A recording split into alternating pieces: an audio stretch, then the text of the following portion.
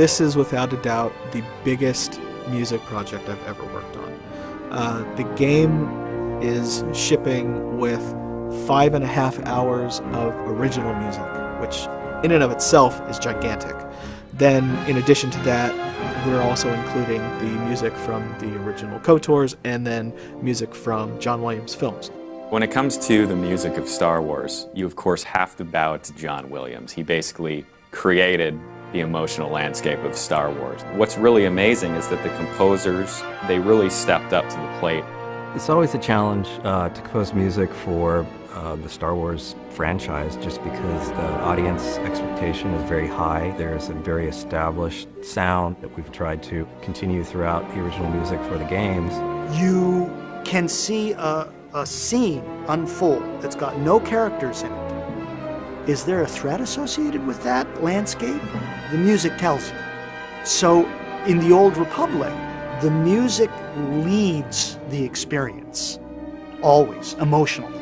We're stepping into a classic here, and we're something that's already been going on for 30 years. How can we become a great part of it? This is the same universe, but way earlier than anyone's touched it. We needed to be able to play in that same space, but it needed an all-new set of vocabulary for the Old Republic. The Old Republic was full orchestra, full-on romantic-sized orchestra, so it's big. I think we probably had 8 stands, so 16 first violins, 14 second violins. So it's like a palettes for a painter, and colors. The more people you have, the more instruments you have, the more colors you've got.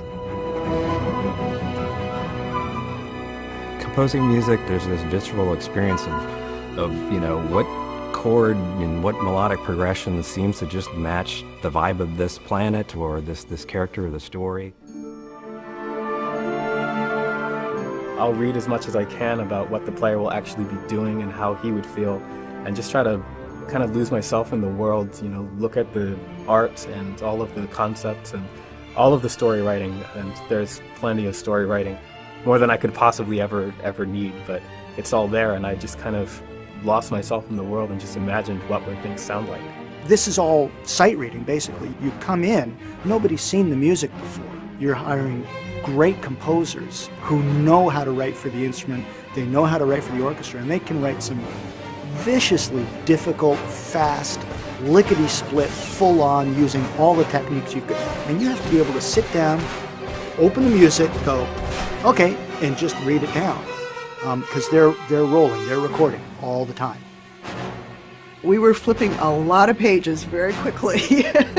And what it does is it gives us a lot of excitement about the project. It makes us draw deep and stay very engaged, and you know, it just keeps us fascinated.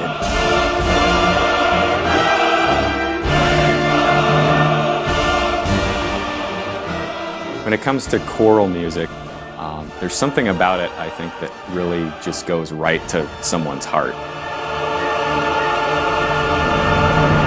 It's a Star Wars soundtrack, and everyone knows this Star Wars theme, everyone knows that one. Everyone knows what the beginning of Tatooine sounded like. So I do like to leave a little bit of an impression for each world that I work on, so that the player can take something away with them. They can remember that's what this planet sounded like. Music as part of the gameplay experience makes it more personal for the player, because it's really